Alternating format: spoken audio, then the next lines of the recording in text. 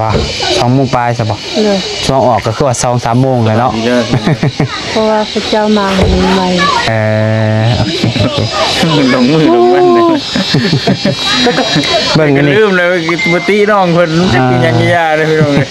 บุจักจะเอาลูกเอาเต้าเนาะเบิ่งพี่น้องเลย ไปหาจูไผไปอุดนุ่งไป รับค่าเอิกแล้วพี่น้องเลย นี่อุ้มลูกกระโจดอยู่ เดี๋ยวให้ขออนุญาต ถือว่ามั่งแล้วเรียบร้อยเด้อพี่น้องเด้อเฮือนสาพรจะว่ามื้ออื่นบ่เพิ่นว่าสิเริ่มดำเนินการเลยนี่ อื่น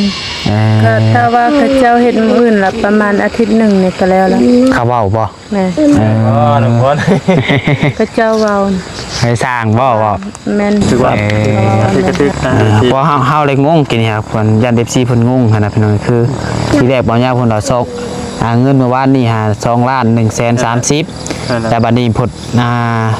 2,160,000คือดอกเงินขึ้น30,000บ่เข้าใจแนวนั้นหั่นน่ะ เพราะว่าไอ้กับเอ้ยไอ้กันกับเอ้ยพ่อของเราก็เลยสนิทกันซะพี่น้องเลยเนาะร่วมกันก็เป็นนี่แหละพี่น้องเลยเนาะนี่2 ล้าน4 ล้าน6 ล้าน6 ล้านเท่าไหร่6 ล้าน3 แสน90,000เนาะ แม่น พี่น้องเลย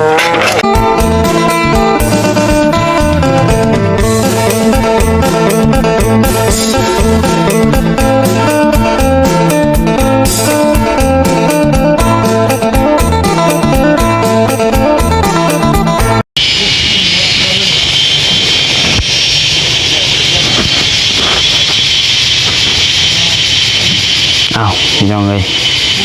เปิดภาพใหม่บัดนี้ก็เรียบร้อยอย่างเนาะแปลนเติดพี่น้องเอ้ยถ้าเผื่อเสานี่เพิ่นก็ออกหมดแล้วเนาะ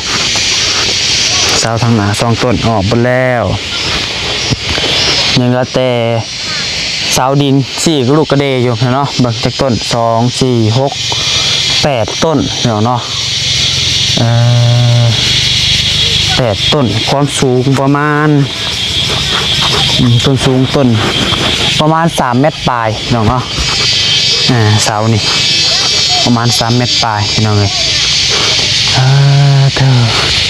เอา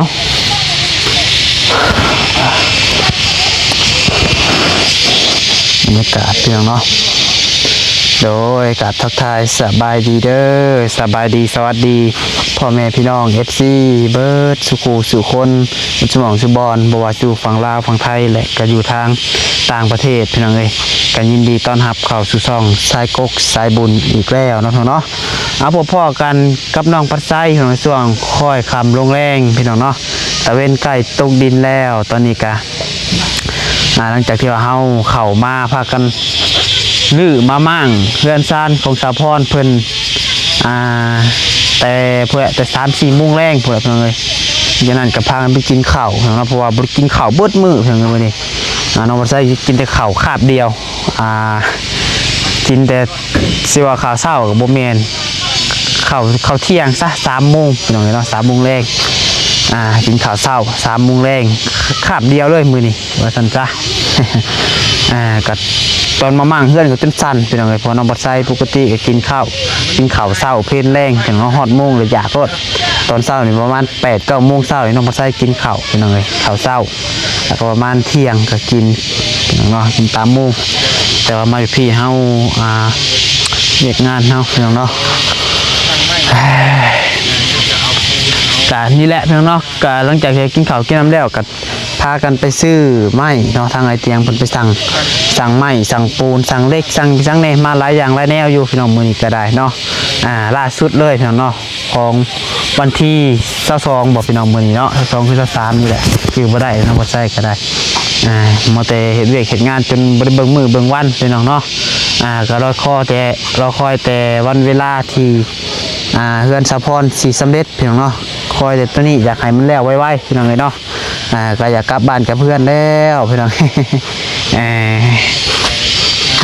ตัวว่าคือว่าอะไรของเขาอยู่นี่มันก็ค่าใช้จ่ายนั่นนี่พี่น้องเนาะเอาพี่น้องเอ้ยเดี๋ยวมาเบิ่งเด็กนี่ก็เล็กที่เพิ่นเอาซื้อมาพี่น้องเนาะนี่เล็กเส้นเล็กซิปพี่น้องเอ้ยซิปเล็กยังนี่พี่น้องเนาะอันนี้ก็เป็นเตียงนอนตะกี้พี่น้องเนาะ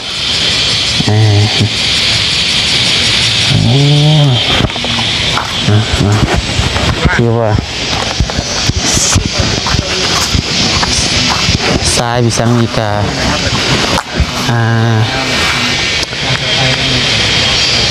เพิ่นไปคนมาแล้วเพิ่นว่าคนมาก็ได้หลายเติบแหละสำว่ารถ6ล้อหนึงพุ่นแหละนี่พี่น้องไอ้มือเดียวเนาะอ๋อถือว่าไวพี่น้องเนาะคักๆเป็นเอาเดี๋ยวแป๊บนึงพี่น้องเอ้ยเนาะหาทางอาเจียงเพิ่นเสียงยังวะหาทางอาเจียงไทยแล้วกันเดี๋ยวสิไปหาทางสะพอนเพิ่นผมกำลังลมนั่นลมเรียกเนี่ยเนาะยังวะเสียงอะไรวะงานดิโอ้ยมาลองเหรอทางเอาพรเพิ่นโอ้เพิ่นแล่แต่จักโมงนี่สะพรมั่ง แล้วตอน2 โมงไป ว่า2 โมงปลายใช่ปะ เลย ช่วงออกก็คือว่า2-3 โมงเลยเนาะ เพราะว่าพระเจ้ามาใหม่ โอเค ลงมือลงมันเลย เบิ่งกันนี่ ลืมเลยบ่ตีน้องเพิ่นจักกินหยังยาเลยพี่น้องเอ้ย บ่จักจะเอาลูกเอาเต้าเนาะเบิ่งพี่น้อง ไป เอ้ย ไปหาจูไผไปอุดยุงไป รับค่าเอิกเล่าพี่น้องเอ้ย นี่ อุ้มลูกกระโจดอยู่ เดี๋ยวให้ขออนุญาต โอเคโอเคโดย คุยกับน้องครับ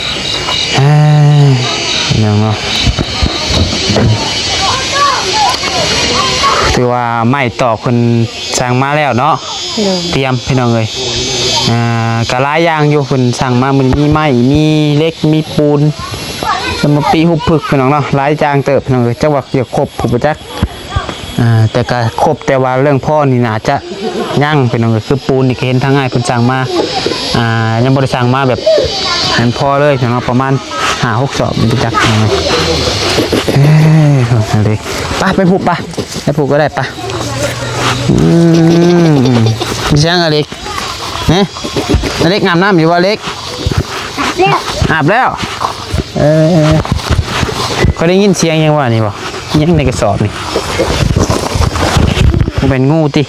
บ่มีหยัง ฮะ แล้วใส่เป็น อย่าได้ยินเสียงเจ็ดโอ้ทรายนี่กับเพิ่นตักมามือเดียวเนาะ แม่ ก็กองบักใหญ่หนึ่งฮะ เขาเองว่ะ เจ้าเองบ่คนมานี่ เจ้าคือเก่งแท้บ่อ๋อเก่งอะลิหมอนี่เว้ย จะสดชื่นขึ้นนิดนึงพี่น้องเอ้ยเนาะคือบ่ยาวว่าการเยียวยาจิตใจมันสำคัญที่สุดพี่น้องเนาะโอ้ สบายดีเด้อปัญญาเด้อ สบายดีคุยกันคือมานั่งคุยกันเลยนะ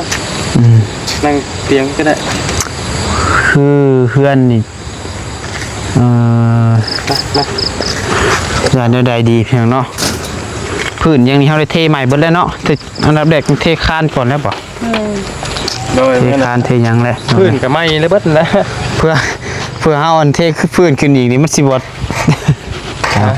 พื้นที่บางๆเขาพื้นบาง เพราะว่ามันนั่นอยู่แล้วเนาะ ได้ นี่อยู่แล้ว ดูไฟก่อน จุ โอ้มุนโอ้พอน เห็นว่าบางหลาย อันนี้ตัวนี้คือสิหากระเทแม่นบ่ แม่น คือสิแบบเพิ่นหากระก้อเห็ดห้องเห็ดหยังหน้าตาสิเบิ่งนี่ แม่น ได้ฮอดบ่ปี ประมาณปีหนึ่ง ประมาณปีหนึงเนาะ เอาเลยดูไฟลูกดูไฟเอาพื้นมาใส่ ถือว่าเล็กจังกับคือสิมีคนหลักหรอกติเนาะเป่าอันนี้ครับ นี่มัน มันใกล้ป่าใกล้หยังเลยฮะ มันบ่คืออยู่ลองแจงหันปะบ่ได้อยู่ที่มันบ่เป็นหยัง ไม่ปิดแฟลชเป็นมืดเป็นยังไง มาเลย เอาคืออันเพิ่นคนทรายมาให้เพิ่นกินน้ำกินในบ่ เพราะว่าอันเมื่อกี้อันเรากลับไปก่อนเพอเรามีเวียกนะตอนแรงตอนพระเจ้าสิกินข้าวนะ เพิ่นกลับก่อน โดย โอ้ยังบ่ได้ให้เพิ่น โดยมา อย่างง่ายๆก็คือแบบจ้างหาเพิ่นแหละเนาะว่าคำว่าจ้างเนาะแบบหาต่างซอยกันเป็นยังไงถือว่ามั่งแล้วเรียบร้อยเด้อเพียงแต่เพิ่นสะพร จะว่ามื้ออื่นบ่เพิ่นว่าสิเริ่มดำเนินการเลยนี่ มื้ออื่น เอ ก็ อ ถ้าว่าเขาเจ้าเฮ็ดมื้ออื่นละประมาณอาทิตย์หนึงนี่ก็แล้วล่ะ เขาเว้าบ่ แม่ อ๋อน้องพร เขาเจ้าเว้า ให้สร้างบ่เว้า แม่นเฮือน เอ่อ เขาว่าแม่นเฮือนน้อยเลย เฮือนมันบ่ได้ใหญ่ติประมาณทิศหนึงเพิ่นคาดการณ์ว่าประมาณทิศหนึงเป็นจังไดเนาะสร้างว่าสาธุแล้วคันว่าทิศหนึงแล้วนี่เฮาก็ห่วยก็ถือว่าไว้โอ้ยๆอย่าเฮ็ดอย่าเฮ็ดบ่เฮ็ดเพราะว่าเฮ็ดเฮือนมันก็ใช้เวลาแหน่แหละพี่น้อยอย่างต่ำน้องก็ใช้สำหรับขึ้นดอกว่าประมาณบ่ต่ำแหละ 2-3 ทิศ5เดือนหนึงพี่น้องสำหรับน้องปัดไซคิดดอกแต่ก็บ่ได้แล้วเนาะสร้างเพิ่นเฮ็ดไว้มันขึ้นกับสร้างนำเนาะสร้างไว้สร้างซ่านั่นเลย บ่แม่นเฮาอีกแล้ว แม่นกับคันเงินเทิงก็ได้ไว้คันเงินบ่เทิงก็หวายขาดเคินอยู่กับหวายเป็นปีบ่ได้คืนตะไกลเลยเนาะคือน้องน้อยนี่ก็สิฮอดปีเด้น้องน้อยนี่ โอ้เพิ่นโดดเด้ ได้โดดแล้วบ่ ไม่รับเป็นทั้งว่าตัวนะ เอาเรียนเพิ่นก่อนนี่พี่น้องเนาะถือว่าพากระจาดไปเรื่องเครื่องเก่านี่ถิ่มไว้นี่ก่อนเนาะ แม่น เมื่อจังว่ากันพี่น้องเอ้ยเมื่อจังคอยเก็บคอยเมียนคอยอันนั้นมันพี่น้องเอ้ยเพราะว่าเฮาก็เอาตัวนี้ก่อนให้ว่าง่ายๆกะมีแต่ระมัดระวังอย่างไปอย่างมากก็ตะปอกตะปูหั่นแหละโดยเฉพาะลูกหั่นแหละผู้น้อยอาเล็กอารักหั่นแหละ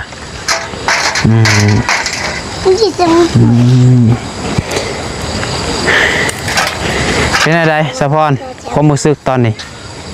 ดีใจแน่ ดีใจแน่ เลยดีใจเพราะว่ามีเฮือนพาลูกอยู่ สิมีเฮือนพาลูกอยู่แล้ว เลย ก็ไข้ขึ้นอยู่ที่ไข้ขึ้นกว่าเก่าเนาะ ได้น้องสาน้องดีใจนั้นดีใจไปเรื่องหนึงแต่ว่าก็ยังเสียใจไปเรื่องหนึงเพราะว่าได้เงินใหม่ละบ่มีผัวอยู่นำ แต่เงินมันมีผู้อันผู้ชีวิตอยู่นํกันเนาะ เลย ผู้ที่สู่แดดสู่ฝนมานำกันแหละเนาะจักปีก็จุเจ้าอยู่นำกันมา ได้6 ปีไปแล้ว โอ้6 ปีตั้งแต่อาเล็กยังบ่ทันเกิดเนาะแม่นบ่ว่าอาเล็ก6 ปีบ่ แม่น สู่แดดสู่ฝนมาเป็นยังไง6 ปี7 ปีบ่าวย่าอูดดับบาด เด้ดีจังได๋อูดอยู่ไปอูด จุไฟอูด เอ้าจุดได้ยุ่ง แน่นอนดอก งั้นมื้อไหนไอ้ซื้ออันนั้นมาให้มีบ่ อุดหนุน ท่านทาผิวอันได้ยุ่งนะ บ่มี บ่มีอันเบิดเด้อ โอ้ยใส่อันอันนั้นก็ได้ ซื้อมาให้หมอน้อยนะ ซื้อมาให้หมอน้อยไปแล้วแม่เพิ่นอุ้มมาแล้วบ่อยากเห็นยุงกัดหลายนะมันจะ เท่าก็นอนได้เนาะนอนโดนเติบแล้วบ่นี่ ถ้าก็นอนตอนฟ้าบางอย่าง ยอมรับอยู่ว่าน อนคาเกิดเนาะ ยอมรับว่าสบายเล็กน้อยเนาะ ไม่ยังเฮ้ย มีเนาะมี พวกสมบัติไม้พวกแม่บ่ คือเตียงนี่ก็ เบิ่งอัน เบิ่งเตียงเราพี่น้อง เบิ่งอันนะ เพราะว่าเตียงตัวนี้มันเราเฮ็ดเราเฮ็ดตัวหนึงเราเฮ็ดนำอยู่นอกเรามาแล้วตัวนี้เราเฮ็ดไม้แล้วเอาเข้าในเรือน เด้ออันนั้นสบายดีเด้อเด้อ โอ้ย โอ้ย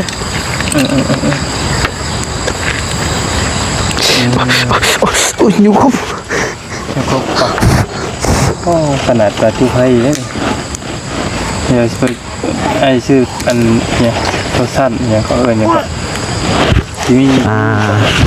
โลชั่นถ้าผิวบ่กันยุ่งบ่ กันยุงนิดหน่อยสิมีอยู่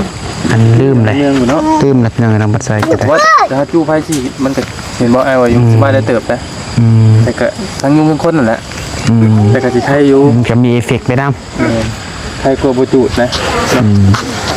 เพราะว่าจังได๋เดี๋ยวพวกนี้น้องเพิ่นก็จะได้คลิปจูดนี่แหละเป็นยังไงเนาะ ตื่นแล้วเนาะโอ้ย แล้วบ่ จ้าตื่นมาแล้วลมณ์ดีเลยเนาะเอ้ย บ่ได้ย่านเคยได้เลยครับ ว่าคนสิได้เฮือนใหม่สิย่านหยังเนาะแล้วมีแต่สิยิ้มเซยให้ติ ไปเห็นลูกพ่อแล้วอ่ะอันลูกพ่อเนาะที่เรา โอ้ยเฮาก็คือทรายนี่เพิ่นยังสิมาคนอีกอยู่บ่ซะ ย ถ้าบ่พอเราก็เจ้าก็สิคนอีก ว่าไงก็ให้ใส่ตัวนี้ไปก่อนเนาะ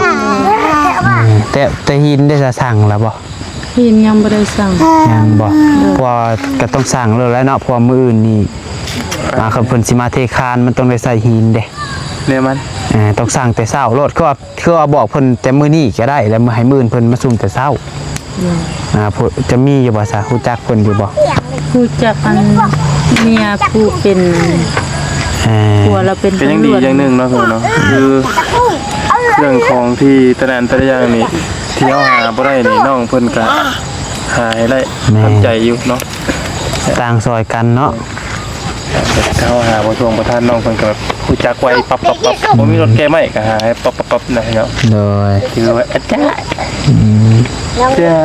และเพื่อจะให้มันไวเฮาก็มื้ออื่นก็มีแต่บอกเพิ่นรถว่าเอาหินมาส่งรถนึงเนาะเพราะว่าให้เพิ่นแต่ว่ามันสิขึ้นมาได้หรือบ่อันนี้ก็ปัญหาอีกน้องเอ้ย แม่น มีแต่ว่าตักใส่เป่าแล้วก็แก้ใส่รถซิ่งไปเบิ่ง ก็ให้เพิ่นถอกแล้วก็ล้อมีบ่สะล้อ มี แล้วหาล้อสุกเอา บ่ได้ก็บ่เป็นหยังเนาะมีแต่ยิงมันแหละ แล้วถอกอยู่รุมอยู่พุ่นแหละ ปิดพี่น้องก็มืดๆได้พี่น้องเด้อตอนนี้ก็ค่ำมืดตื่นตาเนาะคือเก่าตอนนึง มันสิ7:00 นอะไรนี่พี่น้องเอ้ยแต่ว่า พี่น้องเอ้ยเอ้าทำมื้อนี้เองก็ทักทายกับสบายดี โดย พี่น้องประกุสุที่พากันมั่งเงินบางท่าน้องพรออกแล้วก็ที่พากันปลูกสร้างใหม่เนาะสำหรับเงินน้ำบ่ยาวนี่ยังบ่ทันได้ซื้อหยังพี่น้องเอ้ยก็คือแต่ว่าจุดประสงค์ของอ้ายเพิ่นจังเอ้ยเพิ่นก็จะให้ซื้อบล็อกนี่แหละพี่น้องทั้งหมดยังคุยกับบ่เตียงแล้วว่าเลสิจ่ายค่าบล็อกเอง รถทางง่ายครับบ่ แม่เดี๋ยวว่าจะบล็อกนี่อันเอาน้ำ มันสิจะเฮ็ดอะไรเอ้ยมันสิระเบิดใส่มือบ่เฮ็ดหำบ่ลินไฟอันอายุเท่าก็ อยู่เฮือนในบ้าน อายุในบ้าน โดย มือไรคนมาได้ เพิ่นว่า2-3มื้อได้ อีก2-3มื้อเนาะ เพราะว่าเพิ่นเหยียบมื้อนี้เลย เพิ่นเหยียบมานี่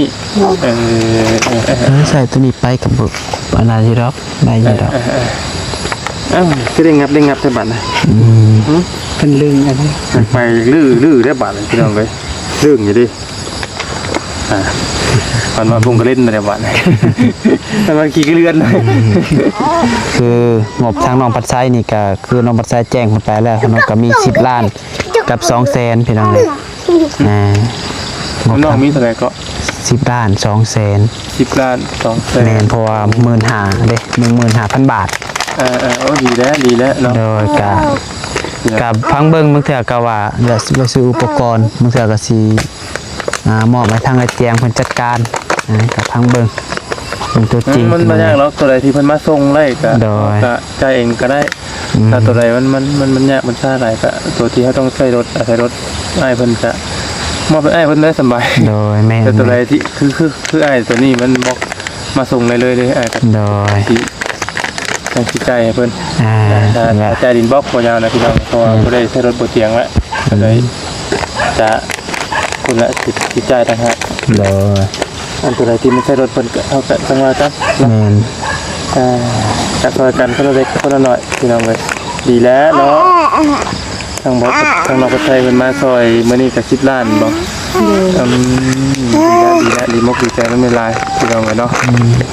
ส่วนใช่ลูกชายอเล็กอย่าเฮ็ดอเล็กมันสิระเบิดใส่เจ้าพอแล้วลูกพอแล้วขับใจ7:00 นปลายเลยพี่น้องยังบ่ได้มืดเนาะเบิ่งบรรยากาศ7:00 นพี่น้องยังกันแจ้งจังปางอยู่คัน7:00 นยามหนาวซำนี้โอ้ยตุ่มผ้าห่มแล้วเฮาเรียบร้อยนี่อยู่บ่นอนพุ่นแหละ กระเดวอยู่นะ น่าจะอุ่นได้บอกนั่นก็คืองบตอนนี้ก็มีน้ำนองปัดไส้แต่ก็น้ำเบาเงาเนาะแต่ก็น้ำไม่เจียงเพิ่นพี่น้องแต่ว่าเจียงเพิ่นก็สั่งอุปกรณ์มาน้ำแน่แหละเพียงเนาะสั่งนั่นสั่งนี่มาน้ำแน่พี่น้องเลยก็คือ สมเด็จทางนี่คือเป็นบ้านว่าซาละพี่น้องว่าเงาก็บุญเตียงก็เลยต่อกันเพิ่นทาราดเนาะจะมีแต่เป็นมามีแต่บ่อื่นนี่แต่ว่าบ่ต้อง รอเพิ่นว่าก็ให้เฮ็ดเนาะ เดิน เพราะว่ามันจะ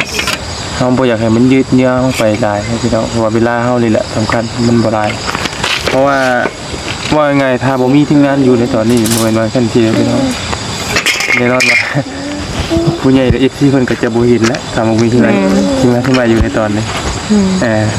ในโลกโซเชียลก็มันก็สิบ่แตกคือตอนนี้นะพี่น้องพี่น้องผู้ใหญ่เพิ่นก็จะบ่เห็นนะเห็นก็เห็นแบบคือช่องคนไทยก็คือปั้นไล่ล่ะพี่น้องนะ ก็ส่วนหลายกันในเฟซแล้วคือแบบผุดซอย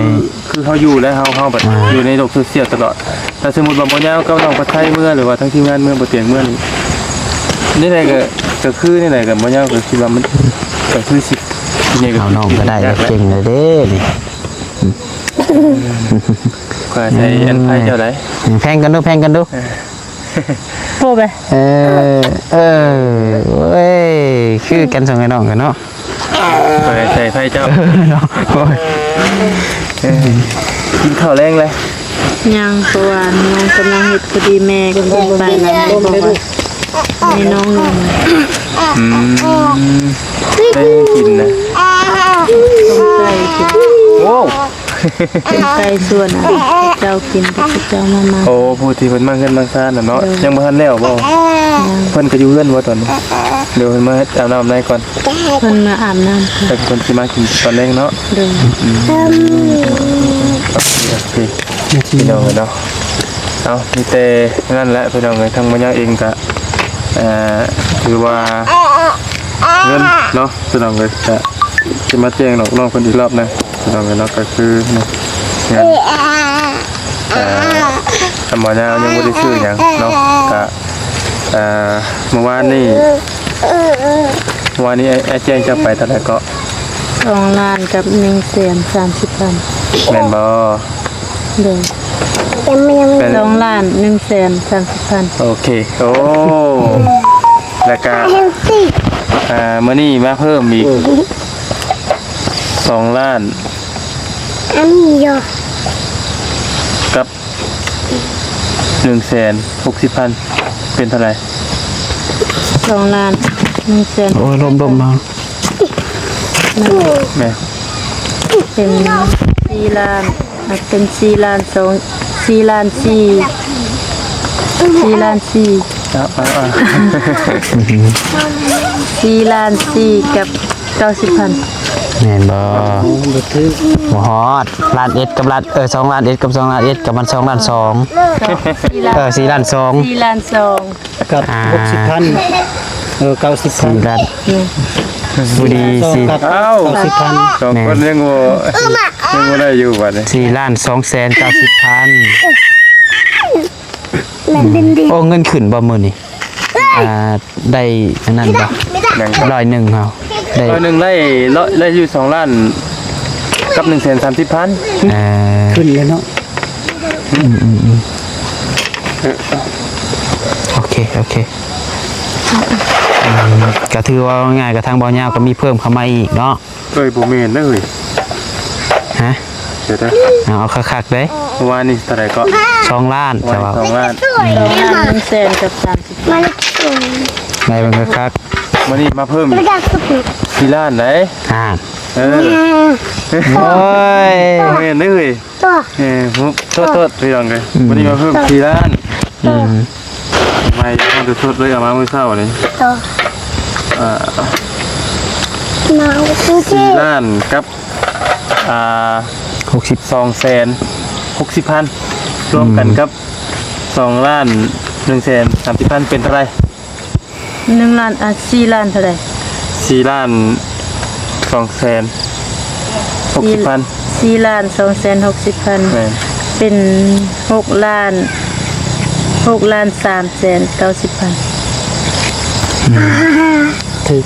ถือว่าถือกระทึกเพราะเฮาเลยงงกินนี่ครับเพิ่นยัน FC เพิ่นงงหั่นน่ะพี่น้องคือทีแรกบ่ยาวเพิ่นว่าซอกเงินเมื่อวานนี่2ล้าน130,000แต่บัดนี้พด2ล้าน160,000คือว่าเงินขึ้น30,000บ่เข้าใจแนวนั้นหั่นน่ะ เพราะว่าไอ้กับเอ้ยอันไอ้กันกับเอ้ยป๊อปพี่น้องเลยคนส่งมาเมื่อคืนนี้ แต่มื้อเช้านี้พี่น้องเนาะจะจุดประสงค์ของอ้ายเพิ่นและทั้งอ้ายทั้งเอ้ยเพิ่นคือต้องการจะซื้อดินบล็อกให้เจ้าเพิ่นแบบเพิ่นสิซื้อดินบล็อกแล้ว มาแทนน้องดีจ้ะ ถ้ามันเดือจริงๆจากดินบล็อกจะไปซื้อหยังก็ได้แล้วแต่นะก็ได้บ่ยาวก็เลยขอส่วนดินบล็อก โอเค บ่ยาวก็เลยขอดินบล็อกซะพี่น้องเนาะร่วมกันก็เป็นนี่แหละพี่น้องเนาะนี่2 ล้าน4 ล้าน6 ล้าน6 ล้านเท่าไหร่6 ล้าน3 แสน90,000เนาะ แมน พี่น้องก็ถือว่าน้องเงินน้ำบ่ยาวตอนนี้ก็มีอยู่6 ล้านโอ้ดีมากดีใจให้น้องคนได้หลายพี่น้องเนาะก็ เอาแทนต่างหาก เป็นทั้งเงินผู้ใหญ่ใจดีทั้ง2 ท่านเด้อพี่น้องเด้อเนาะอันนี้ก็เป็นเงินใจดีทั้งอ้ายกันกับเอ้ยป๊อปก็